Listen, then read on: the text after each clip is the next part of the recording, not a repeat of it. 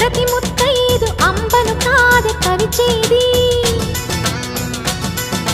తన మదిలోని కలకలనన్ని అమ్మలకేగ తెలిపేది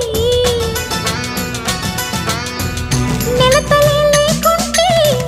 దేవుడికి నెలవేది భక్తులే రాకుంటే గుడికి ఇక వెలుగేది దయతోటి కుంకుమ పూలు